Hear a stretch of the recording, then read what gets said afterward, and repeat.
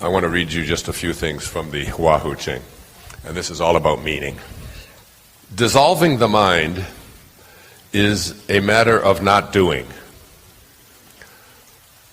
Simply avoid becoming attached to what you see and think. Now, this is one of the most important lines in the Ching. Relinquish the notion that you are separated from the all-knowing mind of the universe. Relinquish the notion that you are separated from the all-knowing mind of the universe, which is what I spoke about with the ego. You've got to relinquish that idea. The all-knowing mind of the universe, God, is not only something that you are connected to, it is something that you are. Carry that inner vision around. The idea that you could somehow be separated from God is a complete and total illusion. Then you can recover your original pure insight and see through all illusions. Remember, because clarity and enlightenment are within your own nature, they are regained without moving an inch. This is really powerful. I always go back to remind myself of that. Because clarity and enlightenment are within your own nature, they are regained without moving an inch. Now here's the big kicker from the Ching. If you correct your mind, the rest of your life will fall into place. That is, all of your addictions, all of your overweightedness, all of your poisons, all of your pain, if you correct your mind, everything else will fall into place. The 23 pounds that I took off in 29 days, I attribute to not eating sugar, and I wanted to talk about that here when we talked about returning to your original nature. I think it's because I corrected my mind. See, if you correct your mind, that's when you know when you're over an addiction. One of my favorite people that I've come to know is President Reagan's daughter, Patty Davis. You knew it wasn't the others, didn't you? Those of you know about it. I mean, she's the scurvy elephant.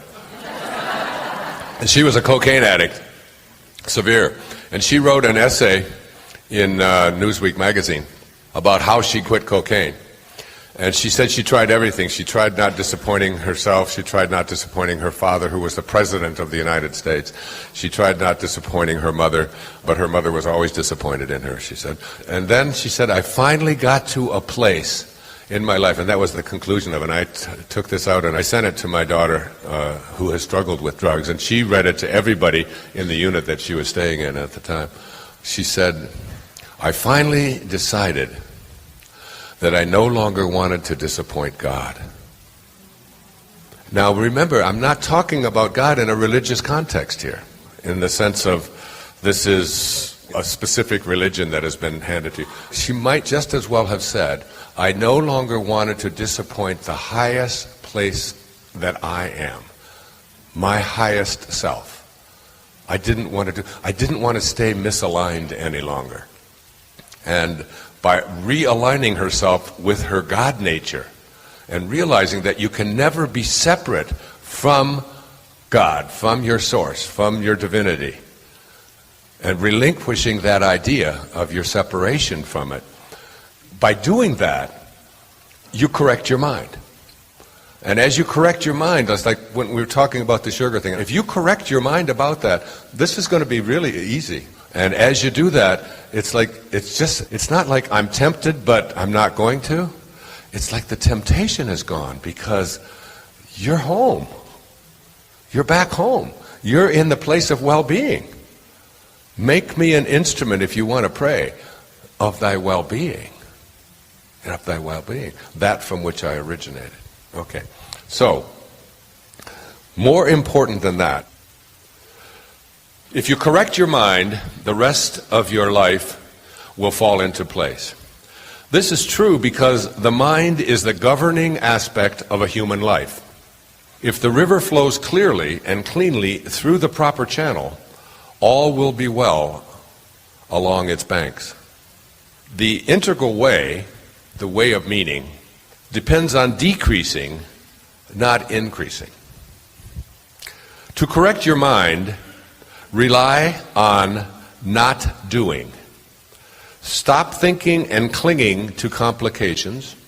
Keep your mind detached and whole. Eliminate mental muddiness and obscurity. Keep your mind crystal clear. Avoid daydreaming and allow your pure, original insight to emerge. Quiet your emotions and abide in serenity.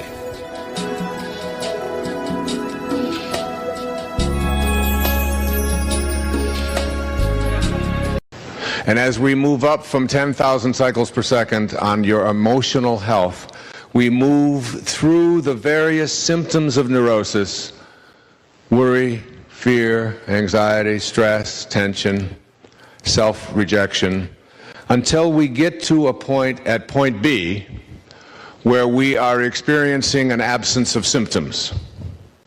However, we know that at any moment, one phone call or one piece of news that is not consistent with what I expect, it's called dissonance.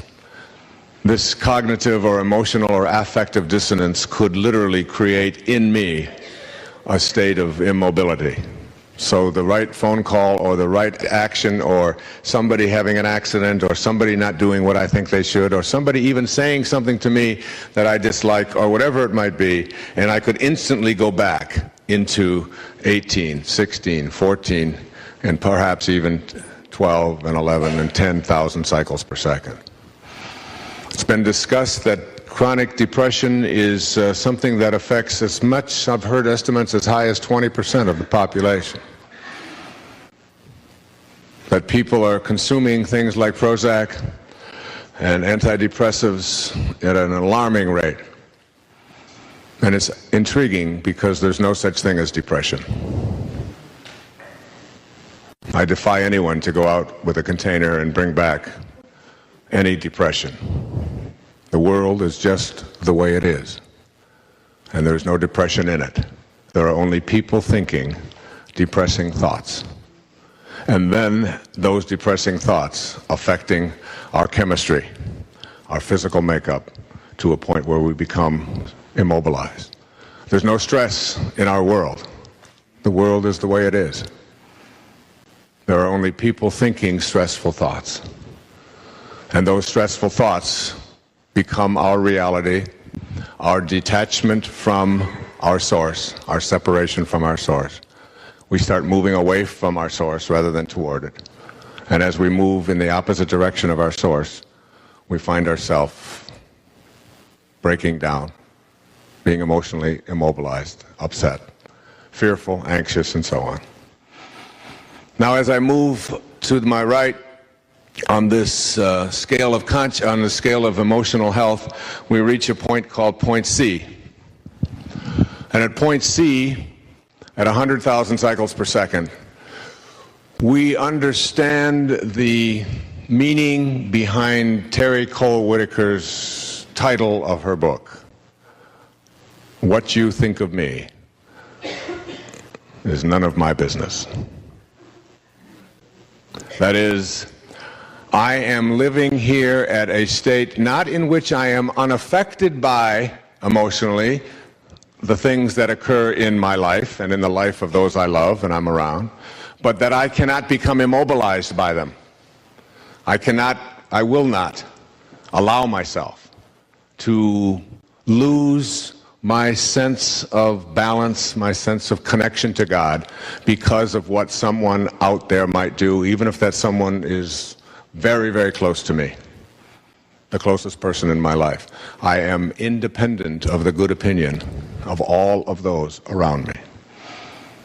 This is 100,000 cycles per second. Illustrative of it is a story that is told of the Buddha. And everywhere he went, he had all of these followers, but he also had people who were critical of him. And these people would find fault with him, and they would say things about him that were insulting, and they would be very inflammatory. and they would be extremely critical of him. And every time that they would behave in these ways towards the Buddha, he would respond with love, with kindness. That's all he could ever say. And one day one of his students said to him, "I just don't understand. For days and days, these people have been so critical and so ugly in their reactions towards you, and always you still react with kindness and love. How do you do that? How does that work?" And the Buddha responded with something that I think is very, very relevant to our lives. He said, if someone offers you a gift, and you do not accept that gift, to whom does the gift belong? And that was his answer. If someone offers you a gift of their hatred, of their criticism, of their bitterness, of their tension, of their fault-finding, if they offer this to you, but you don't accept it, to whom does it belong? Why, it's theirs. And the Buddha was saying, why would you ever choose to allow yourself to become depressed, upset, immobilized over something that belongs elsewhere? It's not yours. You don't own it. What you think of me is none of my business. The ancient Zen proverb says, when the student is ready, the teacher will appear. Let's examine the 4 key words in this Zen proverb. Student. Be a student. Stay open and willing to learn from everyone and anyone. Every single person you encounter in your lifetime has something to teach you. The ability to create real magic involves, first of all, being a student of life. Ready. This translates to being a willing student. As a student who is ready, you are eager for what it is that everyone and everything has to offer you. Teacher. The teacher is everywhere. The assistance you need will be provided by the universe as soon as you convert your readiness to willingness. Once you are willing, you will find teachers in every niche of your life. When you, the student, are ready and willing, the teacher will show up. You simply have to look around, open your new eyes, and silently ask yourself, who is my teacher? Appear. The teacher is making an appearance in everything and everyone you encounter. Today, as you are getting your life on purpose and gaining the ability to make miracles show up in your life, you will recognize the teacher. Once you feel yourself open enough to experience your own purpose for being here, and you have opened yourself up to receiving divine assistance by being a willing student, you will be ready to believe in your own capacity for becoming your very own miracle worker. When I talk about the world of real magic and miracles, I'm not referring to turning rocks into gold or raising the dead or commanding the seas to part. I'm discussing whatever you have considered beyond your ability to create for yourself because of limitations you believe you have. I want you to cultivate the foundation for creating real magic in any area that you would like. You must begin by examining your life focus and beliefs before attempting to implement any real magic strategies. I have identified 7 beliefs that can help you tap the power of real magic. Number 1, there's an invisible but knowable life force within you. Try cultivating an awareness of the invisible life force that suffuses all form in the universe, including your own physical body. This is the same universal intelligence that directs a rose to be a rose, the planets to align and move through space, and you to be you. It is in fact what allows you to perceive and experience your physical body and this physical world in which you find yourself temporarily housed. Number 2, your thoughts are something that you control and they originate with you. Thought is our way of processing and recording our human experience. Your thoughts create your experience of your health, wealth, and every detail of your world. As a step toward the awakened life of real magic, you must consider how your thoughts have contributed to a non-miraculous, limiting approach to life. Then you will know that you can also produce the opposite. Number 3, there are no limits. All of the things that you have become convinced are limits are products of the way in which you have learned to think. You probably were taught that logic and scientific verification dictate what is possible and what is not. But people who believe only what they can see or prove scientifically are limited by the current level of sophistication of our measuring devices. Be a person who accepts no limits in your mind. None. Number 4, your life has a purpose. The entire universe is an intelligent system. The invisible part of you, your thoughts and feelings, are also a part of the intelligent system that is you. What I'm asking of you here is to simply know you have a purpose, and then you'll be on your way to being able to create a miracle of your life in any and all areas of your choosing. Number 5, you overcome weaknesses by leaving them behind. You cannot outthink your weaknesses and limitations. What you can do is leave that stage of your life behind you and walk through the gate into a new way of being. You leave behind the belief that you cannot change, and you will leave behind the physical activity that has supported that belief. Picture it behind you, look back at it, and know that you no longer live that way. Know this to be a truth, and you'll soon see yourself creating real magic in your life. Number 6, examine what you believe to be impossible, and then change that belief. Take an inventory of what it is that you believe cannot happen in your life. Vow at the very minimum to rid yourself of these beliefs. If anyone ever on the planet has overcome a diagnosis of terminal, then know that such a capacity exists within all of us. This universal law that created miracles has not been repealed and never will be. Go to work on that thought right now, in this moment, which is the only physical reality you have. Number 7, go beyond logic. Try to let in the idea that there is another dimension that is very much a part of you, which has nothing to do with logic or scientific validation. You have never seen, touched, smelled, or physically felt a thought or a dream or a feeling, yet you know they exist. And so it is with a portion of your humanity that I call your soul. There are some who will never believe it unless they see it, and others who will see it because they believe it. Where there is doubt, faith.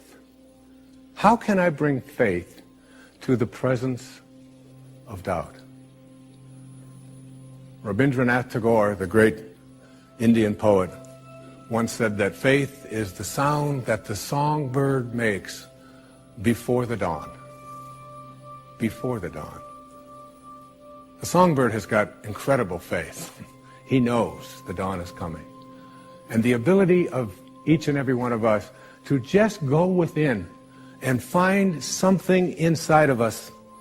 Someone said to me today that that's fine what you're talking about, but he said, I'm an atheist.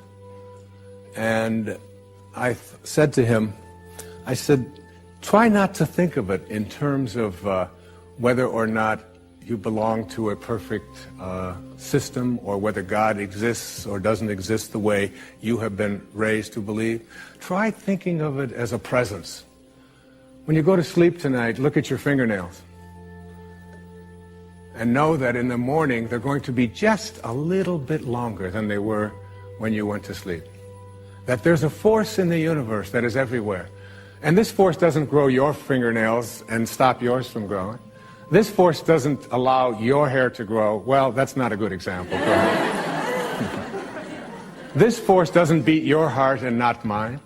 There's one force, one power in all of the universe, and it grows our fingernails, and it beats our heart, and it aligns the planets, and it opens every flower every morning, and it is this universal one song, universe, one song, that connects everything in the universe. It is a way of looking at the world from a spiritual perspective.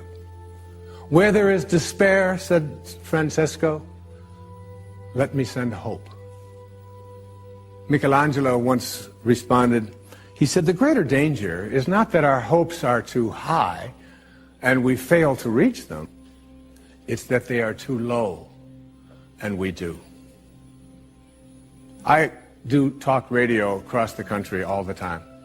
And people will call in with a disease that has been diagnosed as terminal.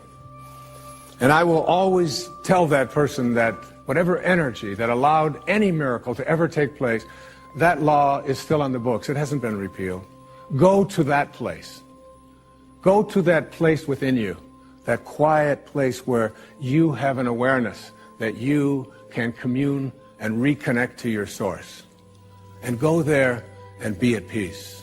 Find that inner joy, that inner island, that inner Tahiti that Melville described, that allows you to know that I am not going to have despair. I'm going to have hope. Where there is darkness, light. And I've spoken already about this whole metaphor of darkness and light. One of the most beautiful quotes from Ralph Waldo Emerson, Ralph who sat right there, he said, "There is no object so foul that intense light will not make it beautiful."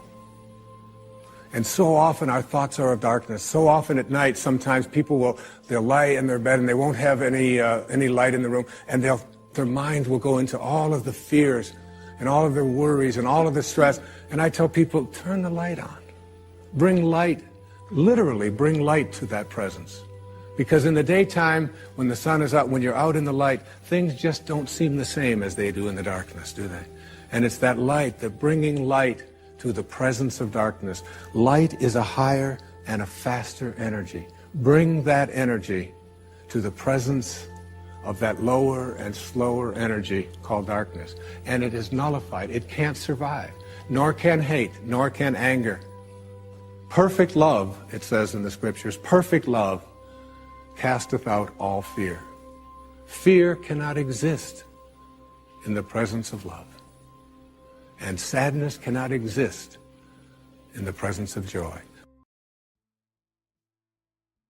What follows are 4 ways of thinking that can prevent you from reaching for and connecting to the universal creative spirit of intention. First, thinking about what's missing in your life. To match up with intention, you first have to catch yourself in the moment that you're thinking about what's missing, and then shift to intention. Not what I find missing in my life, but to what I absolutely intend to manifest and attract into my life, with no doubts, no waffling, and no explaining. Here are some suggestions I'm going to offer you to help you to break the habit of focusing your thoughts on what's missing. Play a version of the match game and match up with the all-creating force. Here's a no match. I don't have enough money. Here's a match. I intend to attract unlimited abundance into my life. Here's a no match. My partner is grouchy and boring. Here's a match. I intend to focus my thoughts on what I love about my partner. Here's a no match. I'm not as attractive as I'd like to be. Here's a match. I'm perfect in the eyes of God, a divine manifestation of the process of creation. This isn't a game of empty affirmations. It's a way of matching yourself to the power of intention and recognizing that what you think about is what expands. If you spend your time thinking about what's missing, then that's what expands in your life. Monitor your inner dialogue and match your thoughts to what you want and intend to create. Here's a second way of thinking. Thinking about the circumstances of your life. If you don't like some of the circumstances of your life, by all means, don't think about them. This may sound like a paradox to you. In this match game, you want to match up with the spirit of creation. You must train your imagination, which is the universal mind running through you, to shift from what you don't want to what you do want. All of that mental energy you spend complaining about what is, to anyone who will listen, is a magnet for attracting more of it into your life. You, and only you, can overcome this impediment because you've put it on your path to intention. Simply change your inner speech to what you intend the new circumstances of your life to become. Practice thinking from the end by playing the match game and by realigning yourself with the field of intention. Here's a few examples of a no match versus a match for what is inner dialogue about the circumstances of your life. No match. I dislike the work I'm doing and the fact that I'm not appreciated. Match. I'll act upon my inner intuitive impulses to create the work or job of my dreams. No match. I hate the fact that I'm sick so often and always seem to be getting colds. Match. I am divine health. I intend to act in healthy ways and attract the power to strengthen my immune system in every way I can. See, you must learn to assume responsibility for the circumstances of your life without any accompanying guilt. The circumstances of your life aren't the way they are because of karmic debt or because you're being punished. The circumstances of your life, including your health, are yours. Somehow they showed up in your life, so just assume that you participated in all of it. Your inner speech is uniquely your own creation, and it's responsible for attracting more of the circumstances that you don't want. Link up with intention. Use your inner speech to stay focused on what you intend to create, and you'll find yourself regaining the power of your source. 3, another way of thinking is thinking about what always has been, which is an obstacle. When your inner speech focuses on the way things have always been, you act upon your thoughts of what's always been, and the universal all-creating force continues to deliver what always has been. Why? Because your imagination is a part of that which imagined you into existence. It's the force of creation, and you're using it to work against you with your inner speech. Imagine the absolute spirit thinking like this: I can't create life anymore because things haven't worked for me in the past. There have been so many mistakes in the past, and I can't stop thinking about them. How much creating do you think would occur if spirit imagined in this way? How can you possibly connect to the power of intention if your thoughts, which are responsible for your intending, focus on all that's gone before you, which you abhor? The answer is obvious, and so is the solution. Make a shift and catch yourself when you're focusing on what always has been, and move your inner speech to what you intend to manifest. You'll get points in this match game by being on the same team as the absolute spirit. Here's a no match. We've always fought in this relationship. Here's a match. I'll work at being peaceful and not allowing anyone to bring me down. Here's a no match. My children have never shown me any respect. Here's a match. I intend to teach my children to respect all of life, and I'll treat them in the same way. The match items reflect a rapport with the originating spirit. The no-match statements represent interference that you've constructed to keep you from matching up with intention. Any thought that takes you backward is an impediment to manifesting desires. The highest functioning people understand that if you don't have a story, you don't have to live up to it. So get rid of any parts of your story that keep you focused on what always has been. And finally, a 4th way of thinking that's an obstacle to connecting to intention is this: thinking about what they want for you. There's probably a long list of people, most of them relatives, who have strong ideas about what you should be doing, how you should be thinking and worshiping, where you should be living, how you should be scheduling your life, and how much of your time you should be spending with them, especially on special occasions and holidays. Our definition of friendship, thankfully, excludes the manipulation and guilt that we so often put up with in our families. Practice catching yourself when you have a thought of what others want for you, and ask yourself, does this expectation match up with my own? If not, simply laugh at the absurdity of being upset or frustrated over the expectations of others about how you should be running your life. This is a way to match up and become impervious to the criticisms of others, and simultaneously put a stop to the insidious practice of continuing to attract into your life something you don't want. Here's a few no-match opportunities to observe here. A no match. I'm so annoyed with my family, they just don't understand me, and they never have. Match. I love my family. They don't see things my way, but I don't expect them to. Here's a no match. I make myself sick trying to please everyone. Here's a match. I'm on purpose and doing what I signed up to do in this lifetime. Here's a no match. I feel so unappreciated by those I serve that it sometimes makes me cry. Here's a match. I do what I do because it's my purpose, and my destiny is to do so.